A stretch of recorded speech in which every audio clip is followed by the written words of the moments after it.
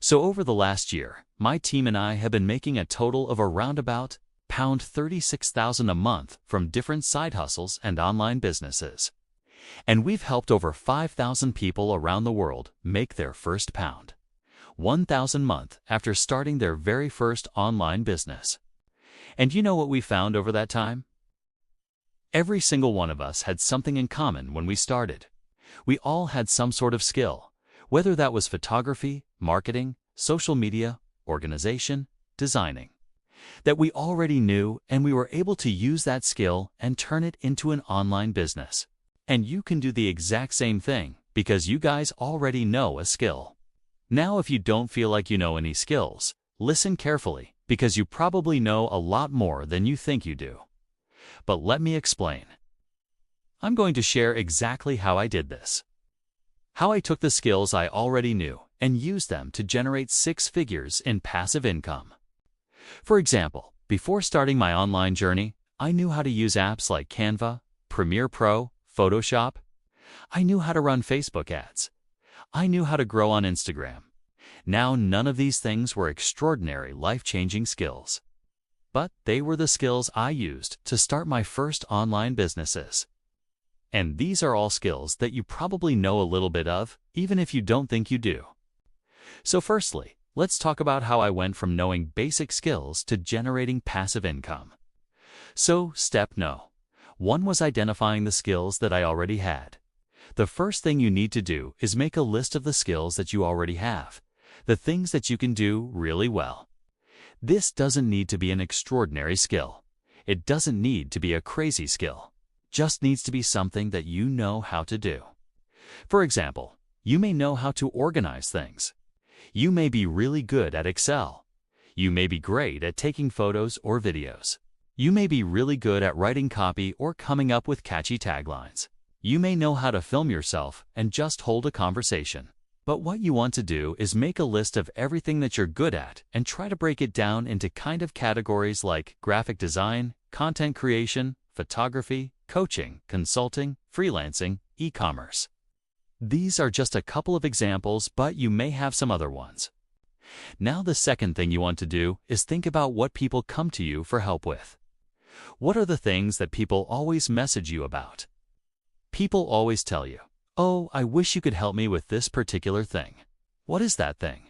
Is it content planning? Is it social media? Is it productivity? Is it organization? And again, make a list of those things because they're the things that people will pay you for. The sweet spot is where those 2 lists overlap, where you can combine your passion and skills with what people are willing to pay for. I'll never forget my first client. She paid me $25 for a 500-word blog post, and it changed my life because it meant that this wasn't just a dream. Okay, so by the time I'd made my first $1,000 a month, I'd gained a lot of experience, a lot of skills, and I'd built a basic portfolio of work. At this stage, I started to bundle my services together and offer them as packages. And this helped me attract new clients without me having to pitch all the time. It's called skill stacking. You ever heard of this? Skill stacking is the process of combining 2 or more skills to create a unique offer. For example, I wasn't the best writer or the best designer, but by combining both skills, I was able to create content that looked good and was also effective.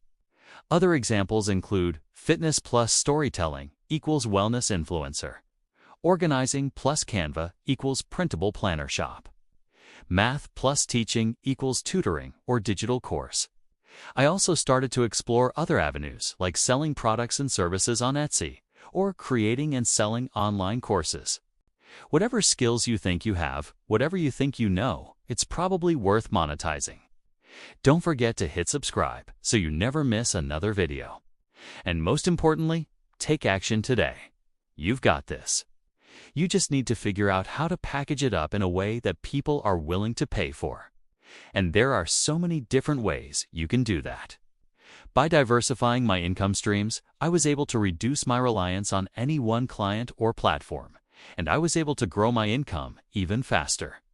For example, instead of offering individual services like logo design or branding, I started to offer a branding package that included everything, Also at this point, I started to raise my prices based on my experience and the value that I was bringing to my clients.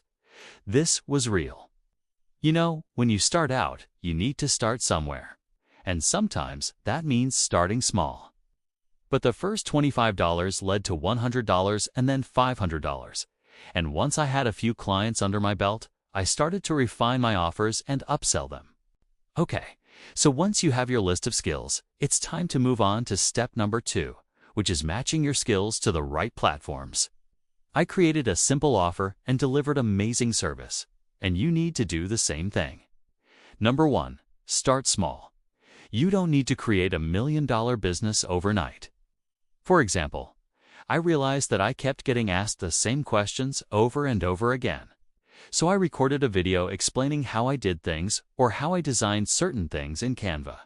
And I started to send people to those videos instead of answering the same questions over and over again. I also reused my past work as templates to speed up my workflow.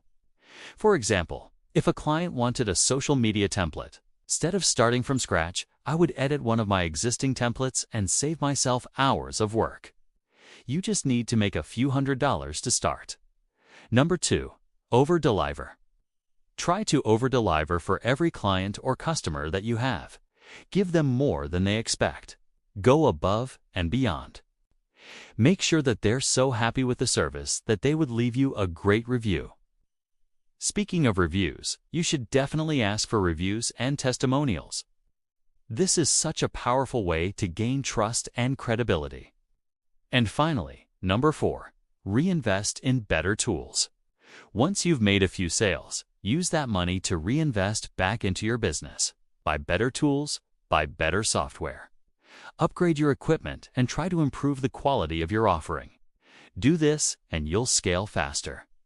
So once you've identified the things that you're really good at and what people want you to teach them, it's time to think about the platforms you can sell on. So here are a few examples. If you're good at writing, you could sell your services on Upwork, or you could write articles on Medium and then use Substack to build an email list. If you're good at organizing, you could become a virtual assistant or an organizer.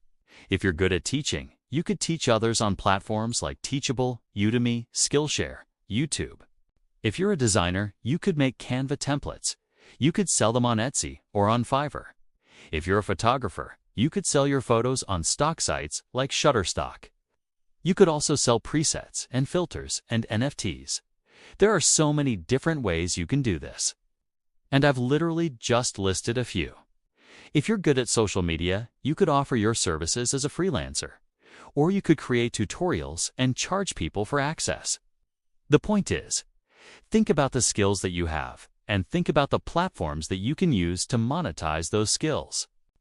The reason why I love selling online is because you don't need a big audience to start. You just need a clear offer and a way to deliver it. I remember when I started out, I didn't have any followers. I didn't know anyone. I just had my skills and I used freelance platforms to hone my skills and to prove that there was demand for the things that I wanted to sell. These platforms allowed me to gain experience and to build up a portfolio of work and also to make some money. They're really good for testing the waters and seeing what people are willing to pay for. Speaking of which, let me tell you about my first sale. Now this brings me on to step no. 3, which is my first sale. Okay, let's get back to the video. Step no. 4 is growth and scaling. Another thing that I did was I started to automate as much as possible. At this point, I was also building an email list by providing loads of free resources and information. But before we wrap up, I want to share one final tip with you, which is something that has been so powerful for me. So the moral of the story is this. So comment below the skill that you're really good at, and I'll help you find the right platform to sell it on.